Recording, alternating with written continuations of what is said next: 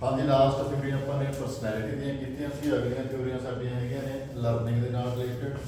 ਇਹਦੇ ਵਿੱਚ ਜਿਹੜੀਆਂ ਥਿਊਰੀਆਂ ਦੇ ਵਿੱਚੋਂ ਬਹੁਤ ਭਗਾਈ ਦੇ ਵਿੱਚੋਂ ਤਾਂ ਕੁਐਸਚਨ ਨਹੀਂ ਪੁੱਛੇ ਜਾਂਦੇ। ਬੇਸਿਕਲੀ ਇਹ ਪੁੱਛਿਆ ਜਾਂਦਾ ਕਿ ਕਿਹੜੀ ਥਿਊਰੀ ਹੈ ਜਿਹੜੀ ਉਹ ਕਿਹੜੇ ਸਾਈਕੋਲੋਜਿਸਟ ਦੀ ਦਿੱਤੀ ਹੋਈ ਹੈ, ਕਿਹੜੇ ਵਿਗਿਆਨੀ ਨੇ ਦਿੱਤੀ ਹੈ, ਤੇ ਜਾਂ ਫਿਰ ਕਈ ਵਾਰ ਇਹ ਪੁੱਛ ਲਿਆ ਜਾਂਦਾ ਕਿ ਇਹ ਜਿਹੜੀਆਂ ਸਪੈਸ਼ਲ ਟਰਮਸ ਨੇ ਕਿਹੜੇ ਬੰਦੇ ਨੇ ਯੂਜ਼ ਕੀਤੀਆਂ ਨੇ। ਤਾਂ ਬਾਹਲਾ ਜ਼ਿਆਦਾ ਆਪਾਂ ਡੀਪ ਨਹੀਂ ਜਾਵਾਂਗੇ, ਇਹਨਾਂ ਦੇ ਵਿੱਚ ਥੋੜੀ ਥੋੜੀ ਗੱਲ ਕਰ ਲਾਂਗੇ।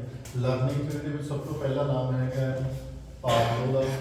ਤਾਂ ਪਾਵਲੋ ਸੀਗਾ ਜਿਹੜਾ ਆਪਾਂ ਪਹਿਲਾਂ ਵੀ ਗੱਲ ਕੀਤੀ ਸੀ, ਰਸ਼ੀਆ ਦਾ ਸੀਗਾ। ਇੱਕ ਵਾਰ ਵੈਸੇ ਨੈਟ ਦੇ ਵਿੱਚ ਕੁਐਸਚਨ ਆਇਆ ਸੀਗਾ ਕਿ ਜਿਹੜਾ ਇਵਾਨ ਪਾਵਲੋ ਹੈ ਉਹ ਕੀ ਹੈ। ਤਾਂ ਇਹ ਆਪਦੇ ਆਪ ਨੂੰ ਸਾਈਕੋਲੋਜਿਸਟ ਨਹੀਂ ਸੀ ਮੰਨਦਾ, ਇਹ ਕਹਿੰਦਾ ਮੈਂ ਫਿਜ਼ੀਓਲੋਜਿਸਟ ਹਾਂ। ਤਾਂ ਇਹ ਸਾਈਕੋਲੋਜਿਸਟ ਨਹੀਂ ਸੀ, ਫਿਜ਼ੀਓਲੋਜਿਸਟ ਸੀਗਾ।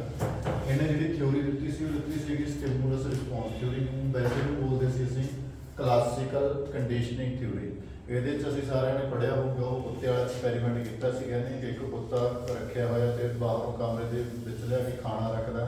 ਤਾਂ ਕੁੱਤਾ ਜਿਹੜਾ ਉਹ ਕੀ ਆ, ਖਾਣੇ ਨੂੰ ਦੇਖ ਕੇ ਸਲਾਈਵਾ ਆਉਂਦਾ ਉਹਦੇ ਮੂੰਹ ਦੇ ਵਿੱਚ, ਹੈ ਨਾ, ਸਟਿਮੂਲਸ ਆਉਂਦਾ। ਤਾਂ ਖਾਣੇ ਦੇ ਖਾਣਾ ਜਦੋਂ ਦੇਖਦਾ ਸਲਾਈਵਾ ਪ੍ਰੋਡਿਊਸ ਹੋਣਾ ਸ਼ੁਰੂ ਹੁੰਦਾ, ਫਿਰ ਉਹਨੂੰ ਖਾਣਾ ਮਿਲ ਜਾਂਦਾ।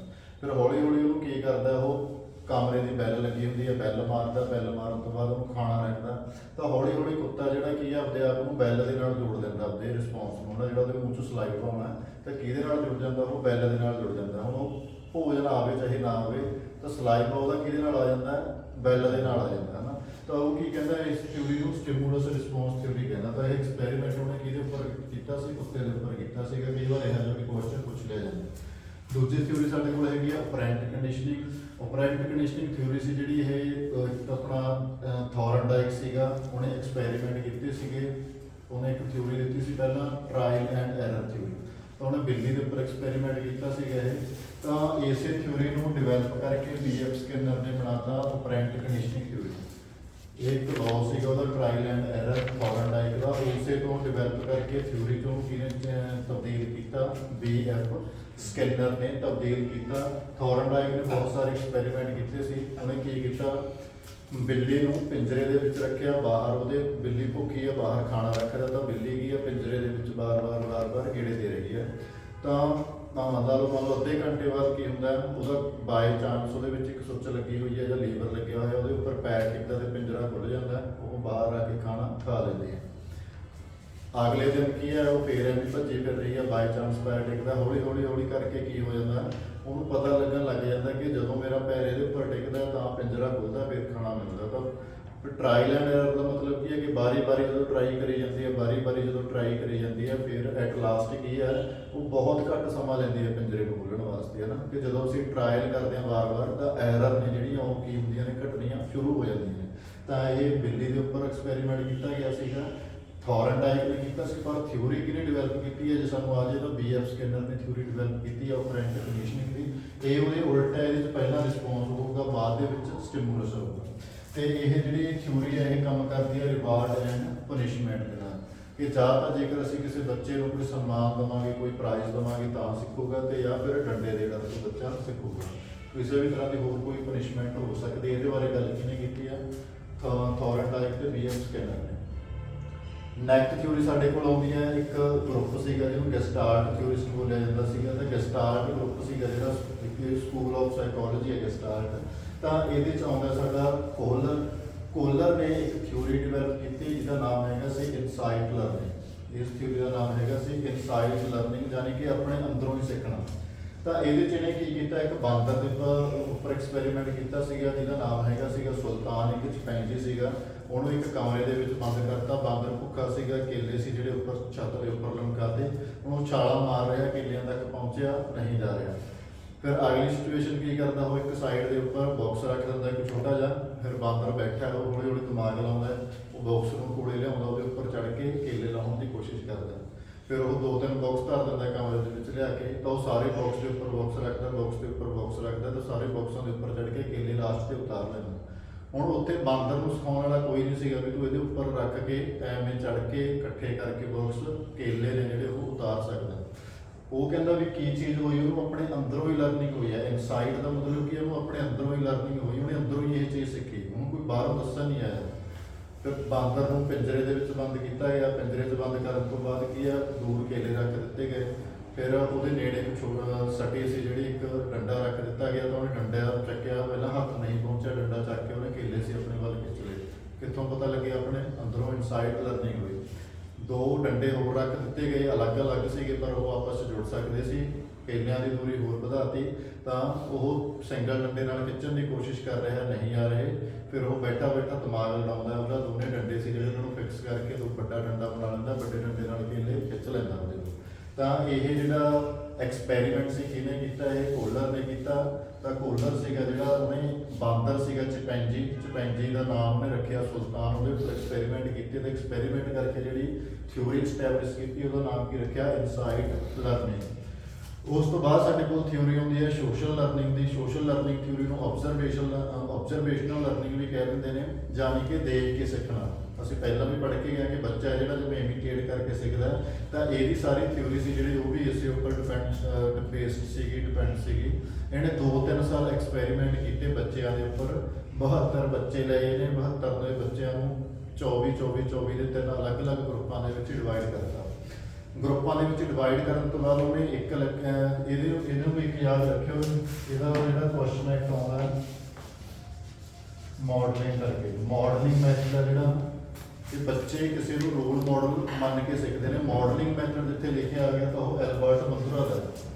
ਜਿੱਥੇ ਮਾਡਲਿੰਗ ਮੈਥਡ ਲਿਖਿਆ ਮਿਲ ਗਿਆ ਕਿ ਦੇਖ ਕੇ ਬੱਚਾ ਸਿੱਖ ਰਿਹਾ, ਮਾਡਲ ਕਰ ਰਿਹਾ। ਆਪਣੇ ਜਿਹੜੇ ਟੀਚਰ ਨੇ ਉਹ ਪੜ੍ਹਾ ਰਹੇ ਨੇ ਜਾਂ ਜਿਹੜੇ ਪੇਰੈਂਟਸ ਨੇ ਉਹ ਕੀ ਨੇ? ਉਹਦੇ ਰੋਲ ਮਾਡਲ ਨੇ।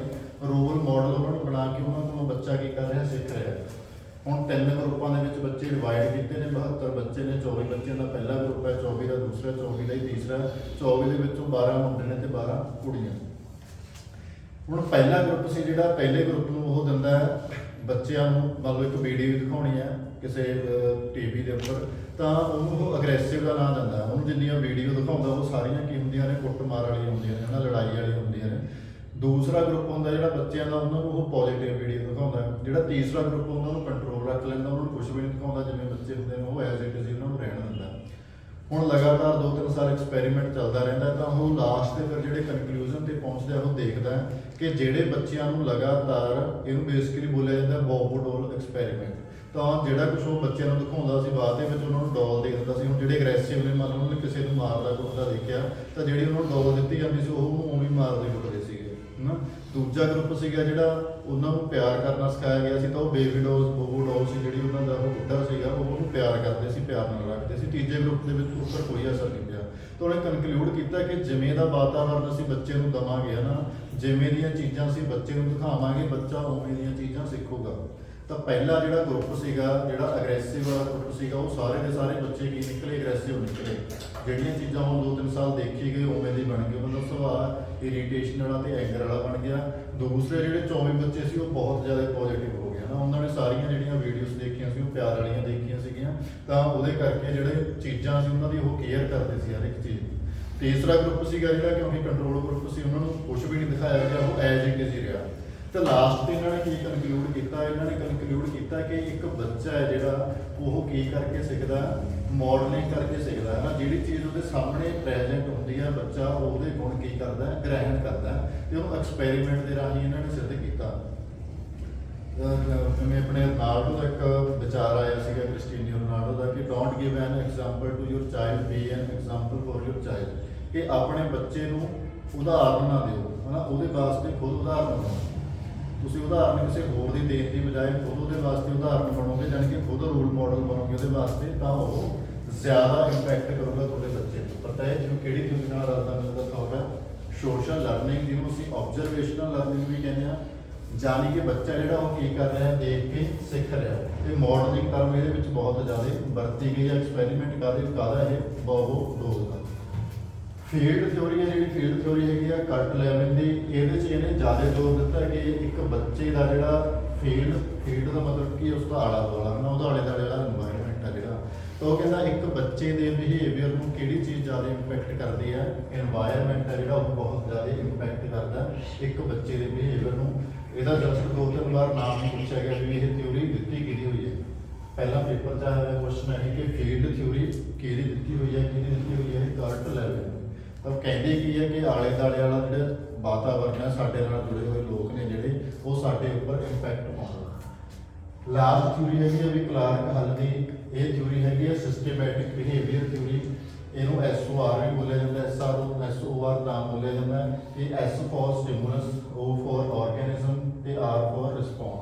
ਇਹਦੇ 'ਚ ਇਹਨਾਂ ਨੇ ਕੀ ਗੱਲ ਕੀਤੀ ਕਿ ਸਭ ਤੋਂ ਪਹਿਲਾਂ ਤੁਹਾਡੇ ਕੋਲੇ ਕੰਮ ਕਰਨ ਵਾਸਤੇ ਕੋਈ ਨਾ ਕੋਈ ਡਰਾਈਵ ਹੋਣੀ ਚਾਹੀਦੀ ਹੈ ਨਾ, ਕੋਈ ਨਾ ਕੋਈ ਚੀਜ਼ ਤੁਹਾਨੂੰ ਡਰਾਈਵ ਕਰੂਗੀ ਕੰਮ ਕਰਨ ਦੇ ਲਈ। ਮੰਨ ਲਓ ਤੁਹਾਨੂੰ ਭੁੱਖ ਲੱਗੀ ਆ ਤਾਂ ਤੁਸੀਂ ਆਪਣਾ ਢਿੱਡ ਭਰਨ ਵਾਸਤੇ, ਖਾਣਾ ਖਾਣ ਵਾਸਤੇ ਕੀ ਕਰੋਗੇ, ਡਰਾਈਵ ਕਰੋਗੇ। ਭੁੱਖ ਤੁਹਾਡੇ ਲਈ ਕਾਹਦਾ ਕੰਮ ਕਰ ਰਹੀ ਹੈ, ਡਰਾਈਵ ਦਾ।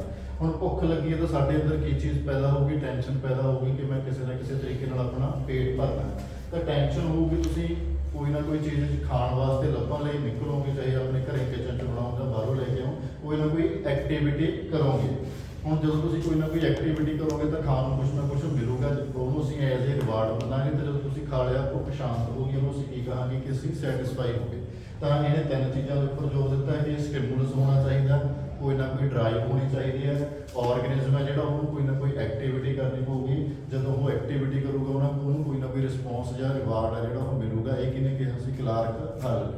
ਤਾਂ ਇਹ ਬੇਸਿਕਲੀ ਥਿਊਰੀਜ਼ ਹੈਗੀਆਂ ਨੇ ਸਾਡੀਆਂ ਲਰਨਿੰਗ ਦੀਆਂ। ਲਰਨਿੰਗ ਦੇ ਦੁਆਰੇ ਦੇਖ ਲਓ, ਕਲਾਸੀਕਲ ਕੰਡੀਸ਼ਨਿੰਗ ਥਿਊਰੀ ਪਾਵਲੋਵ ਦੀ ਦਿੱਤੀ ਹੋਈ ਹੈ, ਆਪਰੈਂਟ ਕੰਡੀਸ਼ਨਿੰਗ ਹੈ ਜਿਹੜੀ ਇਹ BF ਸਕਿਨਰ ਦੀ ਦਿੱਤੀ ਹੋਈ ਹੈ, ਅਬਜ਼ਰਵੇਸ਼ਨਲ ਲਰਨਿੰਗ ਜਾਂ ਸੋਸ਼ਲ ਲਰਨਿੰਗ ਐਲਬਰਟ ਬੰਦੂਰਾ ਦੀ ਦਿੱਤੀ ਹੋਈ ਹੈ, ਫੀਲਡ ਥਿਊਰੀ ਹੈ ਜਿਹੜੀ ਉਹ ਸਾਨੂੰ ਕਰਟ ਲੈਵਨ ਨੇ ਦਿੱਤੀ ਹੈ, ਤੇ ਸਿਸਟਮੈਟਿਕ ਬਿਹੇਵੀਅਰ ਥਿਊਰੀ ਹੈ ਜਿਹੜੀ ਉਹ ਸਾਨੂੰ ਦਿੱਤੀ ਹੈ ਕਲਾਰਕ ਹਲ ਨੇ। ਇਸ ਤੋਂ ਇਲਾਵਾ ਸਾਡੇ ਕੋਲ ਦੋ ਚੀਜ਼ਾਂ ਹੋਰ ਨੇ ਵੀ। ਇੱਕ ਸਾਨੂੰ ਕਈ ਵਾਰ ਜਿਹੜੇ ਕੁਐਸਚਨ ਨੇ ਉਹ ਪੁੱਛ ਲਏ ਜਾਂਦੇ ਨੇ ਲਾਜ਼ ਆਫ ਲਰਨਿੰਗ ਦੇ ਵਿੱਚੋਂ। ਤਾਂ ਲਾਜ਼ ਆਫ ਲਰਨਿੰਗ ਕਿਹੜੇ ਕਿਹੜੇ ਨੇ, ਸਿੱਖਣ ਦੇ ਸਿਧਾਂਤ ਕਿਹੜੇ ਕਿਹੜੇ ਨੇ। ਤਾਂ ਜਿਹੜੇ ਥੋਰਨਡਾਈਕ ਦੀ ਆਪਾਂ ਇੱਥੇ ਗੱਲ ਕਰਕੇ ਗਏ ਸੀ, ਇਸੇ ਥੋਰਨਡਾਈਕ ਨੇ ਸਿੱਖਣ ਦੇ ਸਿਧਾਂਤ ਦਿੱਤੇ ਹੋਏ ਨੇ ਕਿ ਜਦੋਂ ਅਸੀਂ ਨੇ ਕੋਈ ਚੀਜ਼ ਸਿੱਖਣੀ ਹੈ ਤਾਂ ਸਿੱਖਣ ਦੇ ਪ੍ਰਿੰਸੀਪਲਸ ਕਿਹੜੇ ਕਿਹੜੇ ਹੋਣਗੇ।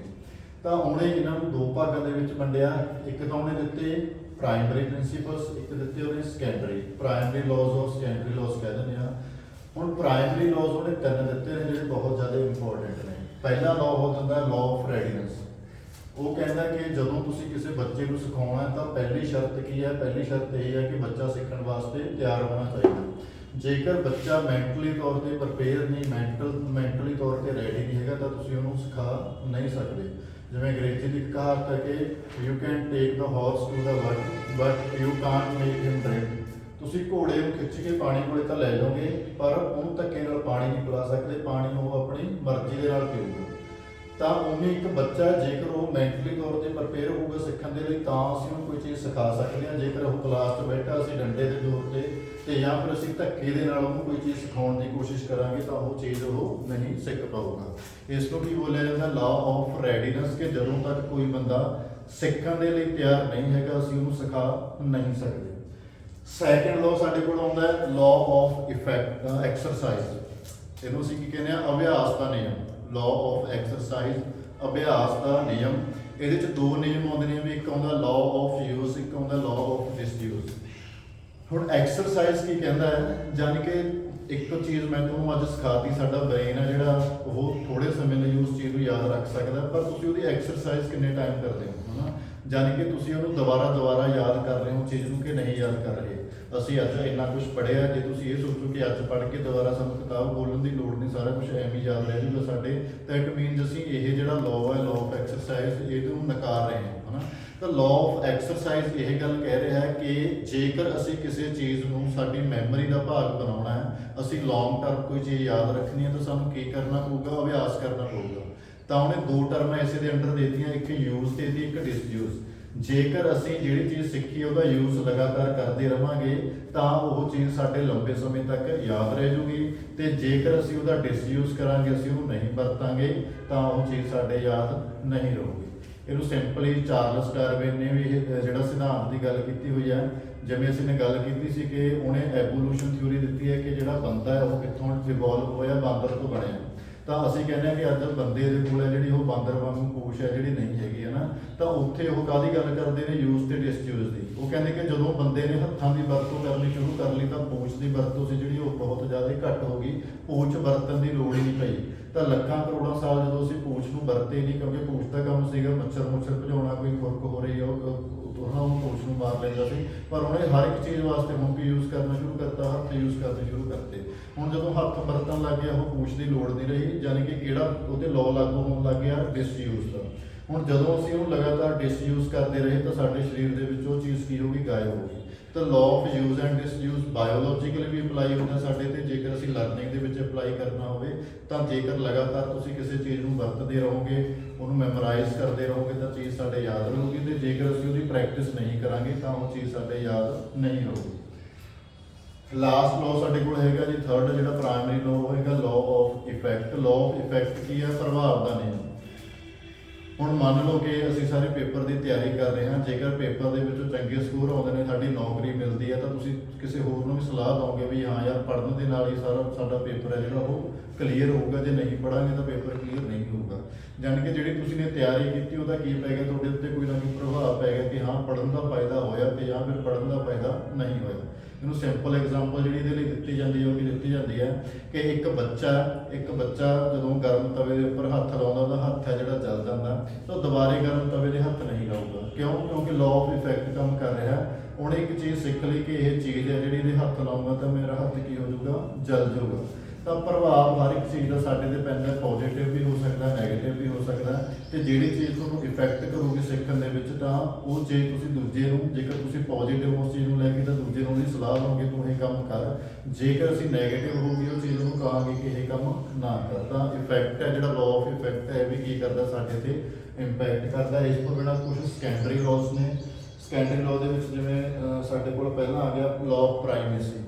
ਲਾਅ ਆਫ ਪ੍ਰਾਈਮੇਸੀ ਜਾਨੀ ਕਿ ਤੁਸੀਂ ਪਹਿਲ ਕਿਹੜੀ ਚੀਜ਼ ਨੂੰ ਦਿੰਦੇ ਹੋ। ਅਸੀਂ ਕਿੰਨਾ ਸਾਰਾ ਸਿਲੇਬਸ ਕੀਤਾ ਨਾ ਹੁਣ, ਤਾਂ ਆਪਾਂ ਇੰਨੇ ਸਾਰੇ ਸਿਲੇਬਸ ਦੇ ਵਿੱਚੋਂ ਫਿਰ ਵੀ ਗੱਲਾਂ ਕਰਦੇ ਹਾਂ ਕਿ ਯਾਰ ਆਹ ਚੀਜ਼ਾਂ ਸਾਡੇ ਯਾਦ ਰੱਖਣ ਦੇ ਲਈ ਨਹੀਂ ਜ਼ਰੂਰੀ, ਆਪਾਂ ਆਹ ਗੱਲਾਂ ਯਾਦ ਰੱਖਣੀਆਂ ਨੇ ਨਾ। ਜਾਨੀ ਕਿ ਪ੍ਰਾਇਮਰੀ ਗੱਲਾਂ ਸਾਡੇ ਵਾਸਤੇ ਕੀ ਨੇ, ਅਸੀਂ ਸਾਰੀਆਂ ਚੀਜ਼ਾਂ ਜਿੰਨੀਆਂ ਪੜ੍ਹੀਆਂ ਨੇ ਉਹ ਤਾਂ ਨਹੀਂ ਯਾਦ ਰੱਖਣੀਆਂ ਨਾ। ਇਹਦੇ ਵਿੱਚੋਂ ਕੁਝ ਅਸੀਂ ਫੁੱਟ ਨੋਟਸ ਲੈ ਲਾਂਗੇ, ਕੋਈ ਲਾਈਨਾਂ ਕੱਢ ਲਾਂਗੇ ਥੋੜ੍ਹੀਆਂ ਬਹੁਤ ਕਿ ਹਾਂ ਯਾਰ ਆਹ ਇੰਪੋਰਟੈਂਟ ਲੱਗਦੀ ਹੈ ਨਾ। ਤਾਂ ਪ੍ਰਾਇਮਰੀ ਚੀਜ਼ ਕੀ ਹੈ ਸਾਡੇ ਸਿੱਖਣ ਦੇ ਲਈ। ਸੈਕਿੰਡ ਹੈਗੀ ਆ ਰੀਸੈਂਸੀ। ਰੀਸੈਂਸ ਦਾ ਮਤਲਬ ਜਿਹੜੀਆਂ ਰੀਸੈਂਟ ਚੀਜ਼ਾਂ ਤੁਸੀਂ ਨੇ ਸਿੱਖੀਆਂ ਹੁੰਦੀਆਂ ਨੇ ਉਹ ਜ਼ਿਆਦਾ ਯਾਦ ਰਹਿੰਦੀਆਂ ਨੇ। ਜੇਕਰ ਜਿਹੜੀ ਚੀਜ਼ ਮੈਂ ਤੁਹਾਨੂੰ ਅੱਜ ਪੜ੍ਹਾਈ ਹੈ ਉਹ 'ਚੋਂ ਕੁਐਸਚਨ ਕਰ ਲਾਂ ਤਾਂ ਤੁਸੀਂ ਦੱਸ ਦੋਗੇ, ਜਿਹੜੀ ਮੈਂ ਪਰਸੋਂ ਚੌਥੇ ਪੜ੍ਹਾਈ ਸੀ ਜੇਕਰ ਮੈਂ ਉਹਦੇ 'ਚੋਂ ਕੁਐਸਚਨ ਕਰਨਾ ਹੋ ਸਕਦਾ ਉਹ ਉਨੇ ਵਧੀਆ ਤਰੀਕੇ ਨਾਲ ਨਾ ਦੱਸੀ ਜਾਵੇ ਜਿੰਨੇ ਵਧੀਆ ਤਰੀਕੇ ਨਾਲ ਅੱਜ ਵਾਲੀ ਦੱਸ ਦੋਗੇ ਨਾ। ਤਾਂ ਇਹ ਕੀ ਕਹਿੰਦਾ ਰੀਸੈਂਸੀ, ਜਾਣੀ ਕਿ ਰੀਸੈਂਟ ਥਿੰਗਸ ਜਿਹੜੀਆਂ ਹੁਣੇ ਚੀਜ਼ਾਂ ਅਸੀਂ ਸਿੱਖੀਆਂ ਨੇ ਉਹ ਸਾਨੂੰ ਜ਼ਿਆਦਾ ਯਾਦ ਰਹਿੰਦੀਆਂ।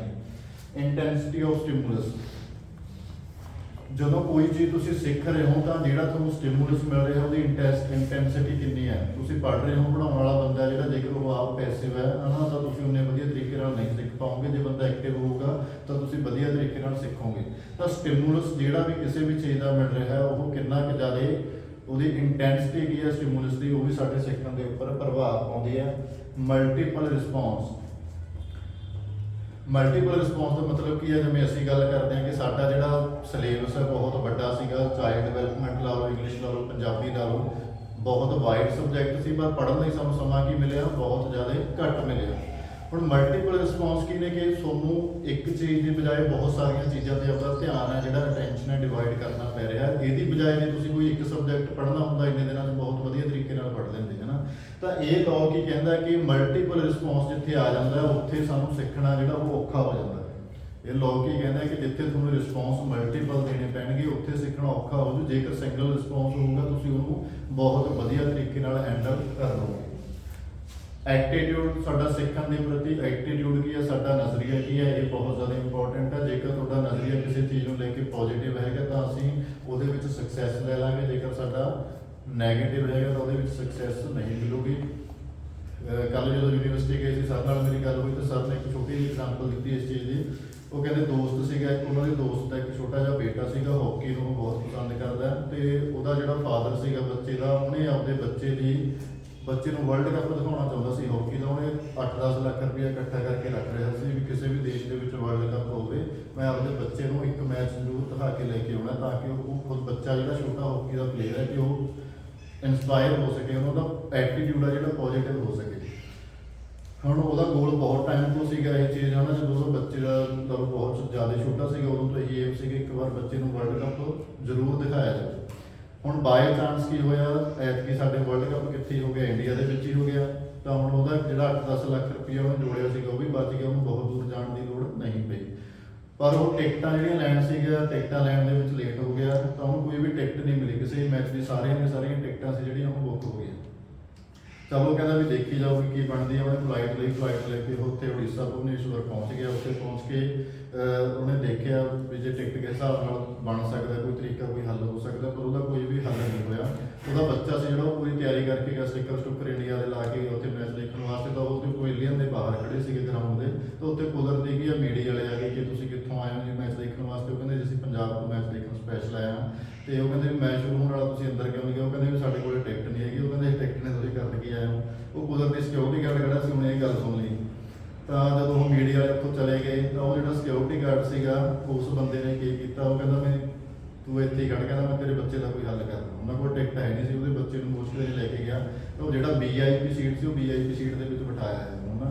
ਥੋੜੇ ਟਾਈਮ ਬਾਅਦ ਉਹਦੇ ਪੇਟ ਜਿਹੜਾ ਫਾਦਰ ਸੀਗਾ ਉਹਨੂੰ ਵੀ ਬਿਠਾਇਆ ਉਹਨੂੰ ਬਿਨਾਂ ਟਿਕਟ ਤੋਂ VIP ਸੀਟ ਦੇ ਉੱਪਰ ਬੈਠ ਕੇ ਮੈਚ ਦੇਖਿਆ ਉਹਨਾਂ ਨੇ, ਜਿਹਦੀ ਟਿਕਟ ਨਹੀਂ ਸੀ। ਪਰ ਉਹਨਾਂ ਦਾ ਕੀ ਸੀਗਾ, ਐਟੀਟਿਊਡ ਕੀ ਸੀਗਾ, ਪੋਜ਼ਿਟਿਵ ਸੀਗਾ ਨਾ। ਉਹ ਦੇਖਣਾ ਚਾਹੁੰਦੇ ਸੀ। ਫਾਈਨਲ ਮੈਚ ਦੀ ਟਿਕਟ ਕੋਈ ਹੈ ਨਹੀਂ ਸੀਗੀ, ਉਹ ਉੱਥੇ ਹੀ ਰੁਕ ਗਏ। ਫਾਈਨਲ ਮੈਚ ਇੰਡੀਆ ਬਾਹਰ ਹੋ ਗਈ। ਜਦੋਂ ਬਾਹਰ ਹੋ ਗਈ ਇੰਡੀਆ, ਤਾਂ ਫਾਈਨਲ ਮੈਚ ਜਿਹੜਾ ਬਹੁਤ ਸਾਰੇ ਲੋਕ ਦੇਖਣ ਨਹੀਂ ਗਏ, ਤਾਂ ਉਹਨਾਂ ਨੂੰ ਫਾਈਨਲ ਮੈਚ ਦੀਆਂ ਸੀਟਾਂ ਵੀ ਇਜ਼ੀਲੀ ਮਿਲ ਗਈਆਂ ਨਾ। ਤਾਂ ਉਹ ਫਾਈਨਲ ਵੀ ਦੇਖ ਗਏ। ਤੇ ਗੱਲ ਕਰਨੀ ਸਾਡੀ ਸਾਰੀ ਐਟੀਟਿਊਡ ਦੀ, ਕਿ ਸਿੱਖਣ ਦੇ ਪ੍ਰਤੀ ਸਾਡਾ ਐਟੀਟਿਊਡ ਕੀ ਹੈ। ਐਸੋਸੀਏਟਿਵ ਸ਼ਿਫਟਿੰਗ ਕੀ ਹੈ? ਜਿਵੇਂ ਅਸੀਂ ਗੱਲ ਕਰਦੇ ਹਾਂ ਕਿ ਸਾਡਾ ਜਿਹੜਾ ਟੈਟ ਦਾ ਪਹਿਲਾ ਪੇਪਰ ਹੋ ਰਿਹਾ ਹੁਣ, ਉਹਦੇ ਵਿੱਚ ਬਹੁਤ ਜ਼ਿਆਦਾ ਕੀ ਹੈ, ਮੈਥ ਵਾਲਾ ਪਾਰਟ ਆ ਗਿਆ ਨਾ। ਮੈਥ ਆ ਗਈ, EVS ਆ ਗਈ। ਹੁਣ ਇਹ ਐਸੋਸੀਏਟਿਵ ਸ਼ਿਫਟਿੰਗ ਨਹੀਂ ਹੈਗੀ, ਕਿਉਂਕਿ ਸਾਡਾ ਤਾਂ ਉਹਨਾਂ ਨਾਲ ਮੈਥ ਨਾਲ ਕੰਟੈਕਟ ਟੁੱਟੇ ਨੂੰ ਬਹੁਤ ਟਾਈਮ ਹੋ ਗਿਆ ਨਾ। ਅਸੀਂ ਤਾਂ ਮੈਥ ਪੜ੍ਹੇ ਹੀ ਨਹੀਂ, ਨਾ ਹੀ ਸਾਨੂੰ ਹਾਲੇ ਤੱਕ ਇਹਨਾਂ ਨੇ ਦੱਸਿਆ ਸੀ ਕਿ ਮੈਥ ਵਰਗਾ ਸਬਜੈਕਟ ਤੁਹਾਨੂੰ ਆਊਗਾ। ਹਾਂ, ਜੇ ਕੋਈ ਸਾਡੇ ਸਬਜੈਕਟ ਦੇ ਨਾਲ ਰਲਦਾ ਮਿਲਦਾ ਸਬਜੈਕਟ ਹੁੰਦਾ ਤਾਂ ਅਸੀਂ ਉਹ ਸੌਖੇ ਤਰੀਕੇ ਨਾਲ ਕਵਰ ਕਰ ਲੈਂਦੇ। ਤਾਂ ਐਸੋਸੀਏਟਿਵ ਸ਼ਿਫਟਿੰਗ ਕੀ ਕਹਿੰਦੀ ਹੈ ਕਿ ਜਿਹੜੀ ਚੀਜ਼ ਤੁਹਾਨੂੰ ਆਉਂਦੀ ਹੈ ਉਹਦੇ ਵਰਗੀ ਚੀਜ਼ ਤੁਸੀਂ ਕਿਸੇ ਬੱਚੇ ਨੂੰ ਸਿਖਾਓਗੇ ਤਾਂ ਉਹ ਚੀਜ਼ ਬੱਚਾ ਸੌਖੇ ਤਰੀਕੇ ਨਾਲ ਸਿੱਖ ਲੂਗਾ ਨਾ। ਜਦੋਂ ਲਰਨਿੰਗ ਹੈ, ਉਹਦੀ ਲਰਨਿੰਗ ਦੀ ਸ਼ਿਫਟਿੰਗ ਹੋਣੀ ਚਾਹੀਦੀ ਹੈ, ਐਸੋਸੀਏਟਿਵ ਹੋਣੀ ਚਾਹੀਦੀ ਹੈ। ਜਿਵੇਂ ਅਸੀਂ ਪੋਜ਼ਿਟਿਵ ਟਰਾਂਸਫਰ ਦੀ ਗੱਲ ਕਰਦੇ ਹਾਂ, ਨੈਗੇਟਿਵ ਟਰਾਂਸਫਰ ਦੀ ਗੱਲ ਕਰਦੇ ਹਾਂ, ਜ਼ੀਰੋ ਟਰਾਂਸਫਰ ਦੀ ਗੱਲ ਕਰਦੇ ਹਾਂ, ਤਾਂ ਲਰਨਿੰਗ ਹੈ ਜਿਹੜੀ ਉਹ ਕਦੋਂ ਜਲਦੀ ਹੋਊਗੀ, ਬੱਚਾ ਕਦੋਂ ਵਧੀਆ ਤਰੀਕੇ ਨਾਲ ਸਿੱਖ ਸਕੂਗਾ, ਜਦੋਂ ਉਹਦੀ ਲਰਨਿੰਗ ਹੈ ਜਿਹੜੀ ਐਸੋਸੀਏਟਿਵ ਹੋਊਗੀ। ਆਪਾਂ ਨੇ ਸਪਾਈਰਲ ਪੜ੍ਹਿਆ ਸੀਗਾ, ਕਰਿਕੂਲਮ ਬਰੂਨਰ ਨੇ ਦਿੱਤਾ ਸੀਗਾ। ਤਾਂ ਸਪਾਈਰਲ ਦੇ ਵਿੱਚੋਂ ਕੀ ਕਹਿ ਰਿਹਾ ਕਿ ਪਹਿਲੀ ਤੋਂ ਜਦੋਂ ਬੱਚਾ ਇੱਕ ਵਾਰ ਨੀਚੇ ਸ਼ੁਰੂ ਕਰਦਾ ਹੈ, ਉੱਪਰ ਗਿਆ ਤਾਂ ਦੁਬਾਰਾ ਥੱਲੇ ਆ ਰਿਹਾ। ਇਟ ਮੀਨਸ ਕਾਹਤੋਂ ਥੱਲੇ ਆ ਰਿਹਾ? ਕਿਉਂਕਿ ਅਸੀਂ ਕੀ ਕਰ ਰਹੇ ਹਾਂ, ਦੂਜੀ ਕਲਾਸ ਨੂੰ ਪਹਿਲੀ ਕਲਾਸ ਦੇ ਨਾਲ ਐਸੋਸੀਏਟ ਕਰ ਰਹੇ ਹਾਂ। ਐਸੋਸੀਏਟ ਲਰਨਿੰਗ ਦੇ ਨਾਲ ਬੱਚਾ ਕੀ ਕਰਦਾ, ਜਲਦੀ ਸਿੱਖਦਾ। ਤਾਂ ਇਹ ਕੀ ਸਾਡੇ ਲਾਜ਼ ਆਫ ਲਰਨਿੰਗ ਨੇ, ਇੱਕ ਪ੍ਰਾਇਮਰੀ ਲਾਜ਼ ਨੇ ਤੇ ਇੱਕ ਸੈਕੰਡਰੀ ਲਾਜ਼ ਨੇ, ਜਿੱਥੇ ਕਿ ਇਹ ਥੋਰਨਡਾਈਕ ਨੇ ਦਿੱਤੇ ਸੀਗੇ, ਪ੍ਰਾਇਮਰੀ ਲਾਜ਼ ਐਂਡ ਸੈਕੰਡਰੀ ਲਾਜ਼।